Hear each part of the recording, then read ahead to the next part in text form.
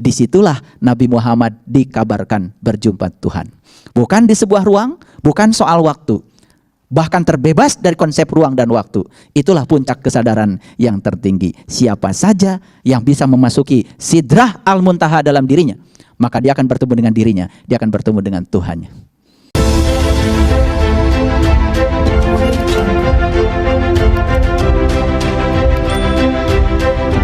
Pantaskan saja sesuatu yang tadi oleh pikiran tidak pantas menjadi pantas. Saat kita memantaskan yang tidak pantas, sebagian-bagian dari suratan takdir, rekaman data masa lalu yang harus kita selesaikan dalam kehidupan yang sekarang, dalam bahasa orang-orang bijak yang disebut dengan karma, segala sesuatu menjadi selesai. Ada orang yang menyakiti kita, mungkin kita menganggap tidak pantas dari sisi pikiran kita, lalu kita marah. Tapi begitu kita memantaskan apa yang terjadi sebagai sesuatu yang pantas dengan menasihati pikiran kita, jangan-jangan kita pernah menyakiti orang lain dengan tindakan yang sama. Lalu yang tidak pantas menjadi pantas menurut pikiran, karena dinasehati dengan yang namanya suratan takdir, rekaman data masa lalu yang dibaca sebagai karma yang harus kita bayar dalam kehidupan yang sekarang, kan jadi selesai. Ada orang yang dalam kehidupannya terus-menerus tersakiti. Disakiti si A, besok disakiti si B, lusa disakiti si C, berikutnya disakiti si D. Apa ya? Orang-orang di sekitar saya menyakiti saya terus-menerus. Dan proses itu akan terus-menerus, tidak akan pernah berhenti. Mengapa? Karena saat hadir orang yang menyakiti, dia tidak mampu membaca tujuan kehadiran dia untuk apa. Coba sekarang, begitu kita melihat kehadiran dia sebagai tangan kiri Tuhan yang sedang mengajarkan kepada kita bahwa tindakan yang seperti itu menimbulkan rasa sakit kepada kita, kemudian rasa sakit yang kita rasakan mengajarkan kepada kita, jangan kamu melakukan tindakan yang sama kepada orang lain, karena orang lain akan merasakan sakit yang sama. Begitu pesan itu diterima, kita akan menerima pesan yang luar biasa. Lalu janji pada diri sendiri, begitu luar biasa sakitnya diberi tindakan yang seperti itu, maka saya berjanji untuk tidak melakukan tindakan yang sama kepada orang lain. Itu yang disebut dengan tanda-tanda Tuhan. Makanya di dalam Quran surat Al-A'raf ayat yang ke-40 ada ayat yang sangat indah. Bunyi ayatnya seperti ini. Innal ladzina kadzdzabu bi ayatina wastakbaru anha la tufattahu lahum abwabus samai wa la yadkhulul jannah hatta yalijal jamalu fi sammil khiyat. Terjemahan bebasnya gini. Sesungguhnya orang-orang yang mendustakan tanda-tandaku dan menyombongkan diri, la tufattahu lahum abwabus samai, maka pintu-pintu langit tidak akan pernah terbuka bagi dia. La yadkhulul jannah, bahkan pintu surga pun tidak layak bagi dia. Hatta yalijal jamalu fi samil khiyat, hingga unta bisa masuk ke lubang jarum. Kalau mendengar kata unta di Quran, pasti kebanyakan orang awam yang terpikir adalah sesosok binatang yang ada di Timur Tengah. Makanya banyak yang bangga ya. Ciri orang sudah pergi ke Timur Tengah, biasanya dia berfoto bersama unta. Jadi kebanggaan, udah sampai di sana. Padahal di Quran kata-kata unta sama sekali tidak cerita unta yang di sana. Kalau Quran cerita unta adalah unta yang di sana, bayangkan negeri-negeri yang gak ada unta, berarti kan Quran tidak berlaku. Kata-kata unta di Quran bersifat simbolik, berlaku di semua daerah, di semua ruang, di semua waktu. Makanya ada ayat yang sangat indah di Quran surat Al-Hajj ayat yang ke-27. Bunyi ayatnya seperti ini. Serulah manusia untuk berhaji, maka mereka akan datang kepadamu dengan berjalan dan mengendarai unta yang kurus. Di situ ada kata unta yang sangat luar biasa. Ada beberapa kata yang penting. Yang pertama, serulah manusia untuk berhaji. Yang pertama, kata serulah. Siapa yang diseru? Manusia. Yang diseru itu manusia loh.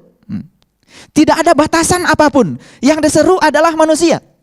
Berulang kali di Quran, kata-kata haji selalu dikaitkan dengan manusia. Walillahi 'alan nas hijjul bait man istata'a ilaihi sabila. Wajib setiap manusia berkunjung ke rumah Tuhan. Bagi mereka yang tahu caranya, yang tahu jalannya. Dalam Quran surat Al-Hajj, serulah manusia untuk berhaji. Bagi saya, ayat itu sangat luar biasa, sangat menyentuh. Serulah manusia untuk berhaji. Kalau ada kata serulah, berarti ada yang menyeru. Berarti ada yang diseru dong. Siapa yang menyeru? Apakah setiap orang berhak untuk menyeru manusia untuk berhaji? Tidak. Di situ ada batasan. Yang berhak menyeru adalah orang yang sudah haji, yang sudah merasakan haji, yang sudah berkunjung ke rumah Tuhan yang sebenarnya, yang diciptakan oleh tangan Tuhan sendiri. Dia yang berhak menyeru. Lalu yang diseru tentu saja yang belum ke sana, tapi yang mau pergi ke sana. Makanya mereka yang menyeru. Di ayat itu, serulah manusia untuk berhaji, maka mereka yang diseru akan datang kepada yang menyeru. Hati-hati. Mereka yang diseru akan datang kepada yang menyeru dengan berjalan kaki dan mengendarai unta yang kurus. Ternyata haji menurut Quran kendaraannya adalah unta yang kurus. Lalu mana unta itu? Subhanallah. Ada unta, ada sapi betina, ada kendaraan, ada bahtera, ada kapal. Banyak istilah-istilah simbolik dalam Al-Quran. Intinya adalah kendaraan yang bisa mengantarkan sang jiwa menuju kepada kampung asalnya jiwa. Lalu kalau kita mau jujur, kelahiran setiap jiwa ke alam semesta ini tujuannya cuma satu. Untuk memperbaiki agar sang jiwa menjadi tambah baik. Kelahiran setiap jiwa ke alam semesta ini adalah untuk memperbaiki diri sendiri. Saya perlu menegaskan kata-kata ini. Kenapa? Karena banyak yang salah kaprah. Dikiranya dia lahir ke semesta ini untuk memperbaiki keburukan orang lain. Tidak ada perintah kelahiran setiap jiwa, kelahiran setiap individu memperbaiki orang lain. Perintahnya cuma satu. Kelahiran setiap diri kita ke alam semesta ini untuk memperbaiki diri kita sendiri. Lalu bagaimana Pak dengan keburukan orang lain? Perbaiki saja keburukanmu sendiri. Saat ketika kamu sudah berubah, maka perubahanmu akan beresonansi keluar dari dirimu. Dan orang di sekitarmu akan mengikuti proses perubahan itu. Dalam sekejap menjadi baik. Itu sebabnya banyak orang yang gagal mengubah situasi lingkungan. Karena apa? Dia berfokus keluar, tidak berfokus pada dirinya sendiri. Oleh karena itu, fokuskan ya pada perubahan diri kita sendiri, maka kita akan mampu mengubah situasi. Kalau ingin mengubah situasi di keluarga kita, rubah diri kita masing-masing. Kalau ingin mengubah situasi di rumah tangga kita, di masyarakat kita, rubah situasi dalam diri kita sendiri. Kalau ingin mengubah dunia, satu-satu cara mengubah dunia adalah mengubah diri sendiri. If you can change the world, if you want to change the world, go home, love your family. Jika kamu ingin mengubah dunia, pulanglah ke rumah dan sayangilah keluargamu. Kata-kata yang bijak dari seorang bijak di masa lalu, namanya Mother Teresa. Orang yang sangat saya kagumi. Luar biasa. Sangat inspiratif. Kalau kamu ingin mengubah dunia, pulang saja ke rumah, rubah. Sayangi keluargamu.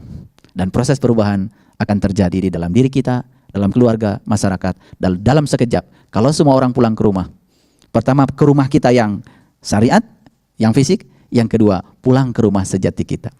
Nah, pulang ke rumah yang fisik saja tidak cukup. Karena kita harus pulang ke rumah sejati kita. Pulang ke fitrah kita masing-masing. Pulang ke kampung asal kita.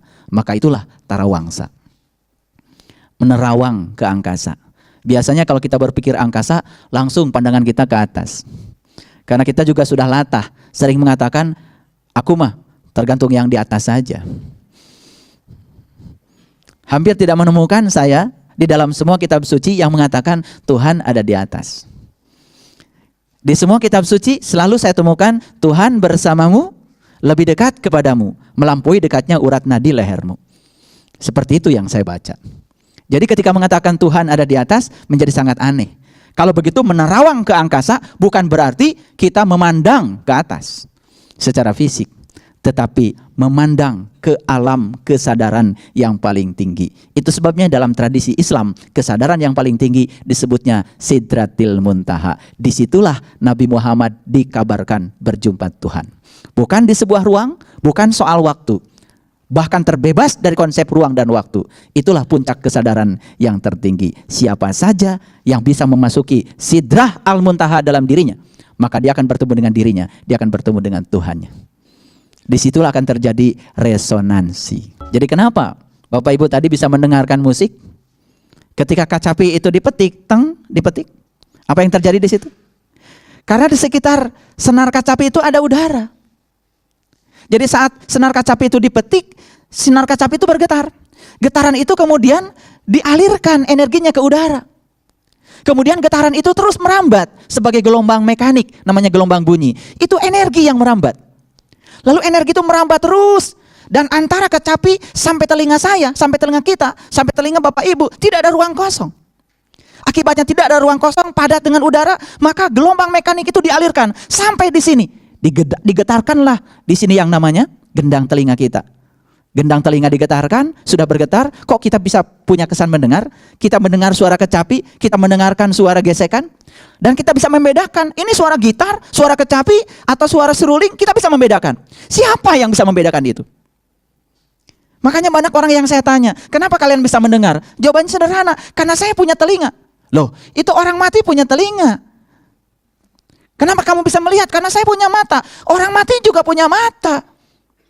Jadi yang bisa kita mendengar itu apakah? Karena kita punya telinga, karena ada dalam diri kita Dia yang maha mendengar. Tentu saja telinga itu hanya sebagai lantaran luar, lantaran fisik. Tapi lebih dalam lagi, karena ada Dia yang maha mendengar bersama dengan kita. Jadi siapa yang mendengar itu? Apakah saya? Di mana saya? Apakah ada bagian dari tubuh kita yang bukan dirinya?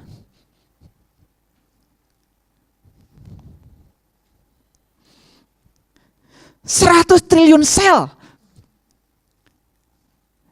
Sel yang membangun tubuh kita. Apa intisarinya sel? Intisarinya sel adalah DNA. Apa itu? Semacam senyawa asam yang sangat cerdas. Apa unsur pembentuk DNA? Cuman 5 atom. Yang pertama hidrogen, yang kedua karbon, yang ketiga nitrogen, yang keempat oksigen, dan yang kelima fosfor. Sekarang saya kasih tahu, Bapak Ibu punya 5 macam bahan untuk bikin kue di rumah. Bisa bikin berapa ragam kue. Kalaupun ragam kuenya bisa banyak, nanti rasanya itu-itu aja, namanya yang beda. Betul? Kita punya 5 bahan, dari 5 bahan kita disuruh bikin kue berapa ragam. Mungkin bisa bikin 50 ragam? Mungkin. 100 ragam? Mungkin. Lama-kelamaan kehabisan ide, namanya aja yang bertambah, tapi kuenya rasanya itu-itu saja. Sekarang penduduk bumi ada 7 miliar. Kalau ada orang dites DNA 7 miliar, masing-masing individu setiap orang DNA-nya lain-lain. Padahal unsur pembentuknya cuma 5. Karbon, hidrogen, karbon, nitrogen, oksigen, dan fosfor. Atomnya cuma 5, tapi bisa bikin 7 miliar. Bahkan akan datang lagi miliaran manusia yang akan datang dengan ragam DNA yang berbeda. Tidak pernah tertukar. Siapa di balik inti sel itu? Kalau bukan Dia yang maha cerdas. Makanya orang-orang bijak mengatakan Tuhan maha besar sekaligus Tuhan maha kecil. Karena Dia mengendalikan seluruh proses pembentukan tubuh kita dari sebuah inti sel yang bernama DNA. Kalau begitu, kenapa kita mencari keajaiban keluar? Padahal tubuh kita adalah keajaiban Dia itu sendiri. Mungkin kalian sudah terlalu banyak membaca kitab-kitab suci sampai kalian tidak sempat merenungkan isinya apa. Lalu kesibukan membaca kitab suci sampai lupa untuk membaca kitab yang ditulis oleh tangan Tuhan sendiri yang bernama tubuh. Maka tubuh ini menjadi kendaraan yang paling indah untuk mengantarkan jiwa bagi mereka yang tahu. Lalu bagaimana cara kita menerawang ke angkasa? Tentu saja menerawang ke angkasa, kalau bahasanya orang astronomi, harus pakai teleskop. Kalau kita menerawang ke angkasa pakai teleskop, apa yang kita saksikan? Bintang-bintang jauh yang tidak kita saksikan bisa disaksikan oleh teleskop. Sekarang pertanyaannya, kenapa Nabi Muhammad di Quran surat An-Najm mengatakan walaqad ra'ahu nazlatan ukhra? Aku melihat bintang itu kapan saja aku mau. Apakah Nabi Muhammad menggunakan teleskop Hubble? Di zamannya belum ada teleskop Hubble. Kalau belum ada teleskop Hubble, berarti teleskopnya beliau apa? Lalu bintang yang dilihat pun bintangnya apa? Saat Nabi Ibrahim melakukan pencarian akan Tuhan, beliau mengatakan, aku dalam pencarian akan Tuhanku, pertama aku melihat bintang. Setelah itu aku melihat bulan. Setelah itu aku melihat matahari. Pas setelah melihat matahari, beliau mengatakan, inni wajahtu wajhiya lilladzi fataras samawati wal ardh hanifan musliman wa ma ana minal musyrikin. Luar biasa. Kita membaca kalimat itu, gak lihat bintang, gak lihat bulan, gak lihat matahari, ujug-ujug aja membaca kalimat itu. Maka itu yang disebut dengan taklid, seperti burung beo. Seperti burung beo, melakukan sesuatu tanpa pikiran. Makanya manusia yang melakukan tindakan tanpa pikiran tidak layak disebut manusia. Kenapa? Kata manusia pun dari dua kata, manah sya. Manah itu artinya pikiran, sya itu adalah makhluk. Jadi manah sya, jadi manusia. Itu adalah makhluk yang berpikir. Jadi ketika manusia sudah tidak lagi menggunakan pikirannya untuk melakukan sebuah tindakan, sudah tidak layak disebut manusia. Hilang identitas kemanusiaannya. Itu sebabnya di Quran surat Al-A'raf ayat 179, ya, manusia itu disejajarkan dengan binatang ketika dia tidak mampu menggunakan potensi kemanusiaan. Nah, kebanyakan ya di dalam urusan-urusan ritual, sekering apapun ritual yang dilakukan, terus aja dilakukan walaupun tidak mengerti. Itu yang menjebak kita pada rutinitas. Akibatnya kita menjadi sombong. Jadi kenapa suara tadi bisa masuk di telinga kita? Intisarinya, karena ada Dia yang maha mendengar dalam diri kita. Walaupun punya telinga, kalau yang maha mendengar sudah tidak bersama dengan kita, kita tidak bisa mendengar lagi. Izin mendengar sudah tidak diberikan lagi kepada kita. Lalu pertanyaannya, apa sih suara itu? Kelihatan tadi yang dipetik itu cuma apa? Cuman satu senar kecapi, teng. Dari mana suara itu? Suara siapa sesungguhnya itu? Yang digesek itu cuma satu senar tadi, ya, alat musik gesek, digesek. Aduh, kalau kita tahu tadi, lagu tadi itu isinya seperti apa, gesekannya seperti apa, itu mengiris-iris itu ke dalam. Kalau dengan kesadaran mendengarnya, suara apa sesungguhnya itu? Kita mengatakan itu suara alam, suara yang tersimpan di alam, suara yang tersimpan di materi. Apa itu materi? Materi di dalamnya energi. Energi di dalamnya adalah kecerdasan semesta tanpa batas. Sang ruang kosong yang berada di kecerdasan itu sendiri. Jadi, getaran itu getaran siapa? Subhanallah. Kenapa kita bisa mendengar? Karena ada proses resonansi. Frekuensi gendang telinga kita itu disesuaikan dengan frekuensi dari getaran yang ada di senar gitar itu. Sekarang kalau kita mau merenung, apakah semua suara yang ada di alam semesta bisa kita dengar? Ternyata kita dikasih batas pendengaran. Hanya frekuensi-frekuensi tertentu saja yang boleh kita tangkap. Itulah kemahasucian dan kemahabesarannya Dia. Lalu semua alat musik yang digetarkan di sini masuk di telinga kita. Karena apa? Getaran frekuensinya sama dengan frekuensi gendang telinga. Itu yang disebut dengan resonansi. Ikut bergetarnya sebuah benda karena getaran benda yang lain. Ini fisik. Ini fisik. Makanya kalau ada orang yang anti musik, itu harus belajar lagi. Jiwa itu indah dan senang yang indah-indah. Sekarang, bagaimana cara Nabi Muhammad menerima wahyu? Bagaimana? Mungkin kita dulu berpikir Nabi Muhammad menerima wahyunya, malaikat Jibril ngaji gitu. Kemudian saat malaikat Jibril ngaji, kemudian bacaannya langsung direkam oleh Nabi Muhammad, disampaikan kepada para sahabat, seperti itu. Bagaimana itu? Disitulah proses menangkap suara tadi persis seperti proses menangkap wahyu. Cuman bedanya apa? Kalau suara itu tadi gelombang mekanik, kalau wahyu saya tidak bisa mengklasifikasi dia gelombang apa. Gelombang elektromagnetik bukan. Gelombang cahaya juga bukan. Gelombang listrik bukan. Saya sebut saja, wahyu itu adalah getaran-getaran ilahi. Kalau dia adalah getaran-getaran ilahi, getaran ini kan bisa merambat, berbentuk gelombang. Bagaimana cara kita menangkap getaran-getaran itu? Bagaimana Bapak Ibu bisa mendengarkan suara ini? Karena frekuensinya sama. Antara getaran yang dikecapi dengan getaran gendang telinga sama. Secara fisik seperti itu. Bagaimana kita bisa menerima pesan-pesan Tuhan? Kuncinya cuma satu. Dekatkan frekuensi jiwa kita dengan frekuensinya dia. Saat frekuensinya didekatkan, maka getaran dia akan nyambung ke dalam getaran kita.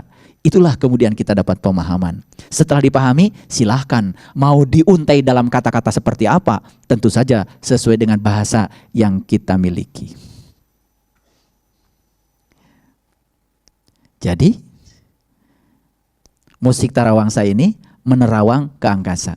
Pertama ada gelombang bunyinya, yang kedua yang paling penting kita sadari adalah ternyata gelombang bunyi ini bukan sekedar menggetarkan telinga fisik yang di luar, tapi telinga batin kita pun tergetarkan. Oh, ternyata kalau begitu batin punya telinga, punya telinga. Walaqad darana li jahannam katsiran minal jinni wal insi. Sesungguhnya penghuni neraka jahanam itu kebanyakan dari jin dan manusia. Lahum qulub la yafqahuna biha, walahum adzanu la yasmauna biha, walahum ayunun la yubsiruna biha, ulaika kal an'am balhum adal. Jadi manusia berkategori binatang. Satu, ketika pendengaran batinnya masih tidak mendengar. Yang kedua, ketika penglihatan batinnya tidak bisa melihat. Ternyata cara mengaktifkan pendengaran batin dan penglihatan batin adanya di kolbu. Itu sebabnya narawangsa berarti menerawang ke dalam diri, di alam yang tertinggi. Disitulah sebetulnya alamatnya, ada di dalam kolbu. Jadi sebetulnya leluhur kita itu membuat karya seni budaya itu tidak sembarangan. Pasti ada pesan-pesan mau disampaikan kepada kita. Cuman karena kita sekarang kenal dan hidup di zaman modern dengan serba luar negeri, lalu kita banyak yang melupakan pesan-pesan para leluhur kita. Padahal pesan dari alat gesek tadi sederhana. Teangan, teangan, teangan. Cari, cari, cari. Nah, siapa yang mencari pasti akan mendapat. Siapa yang mengetuk pintu, pintu pasti akan terbuka. Baik, kembali lagi kepada ayat yang tadi saya sampaikan ya. Di Quran surat Al-A'raf ayat yang ke-40 ya. Sesungguhnya orang-orang yang mendustakan tanda-tandaku, satu, dan berlaku sombong, maka pintu langit bagi dia tertutup dan pintu surga bagi dia juga tertutup. Jadi kalau pintu langit sudah tertutup, berarti kita tidak mungkin bisa menerawang ke alam-alam yang tinggi. Itu sebabnya sebelum menerawang ke alam yang tinggi, tentu saja kita harus melakukan sebuah persiapan. Apa persiapannya? Membuka pintu langit. Kalau gitu langit ada pintunya? Yes, ada. Mana langit? Tentu saja, kalau orang awam begitu mendengar kata langit, yang terpikir adalah yang berwarna biru. Maka kita sering mengatakan, lihat langit berwarna biru. Padahal, ya, kalau bumi itu bulat, ketika kita ada di atas, yang mana langit? Yang sedang ada di bawah, yang mana langit? Yang sedang ada di pinggir, mana langit? Yang ada di pinggir sebelah sini, mana langit? Tidak ada langit di alam semesta. Yang ada adalah ruang kosong antar planet. Perlu direnungi lagi. Kalau begitu, langit dalam bahasa Quran fisiknya apa? Lalu di Quran ada kata-kata, aku telah menciptakan 7 lapis langit. Mana 7 lapis langit? Yang mana langit?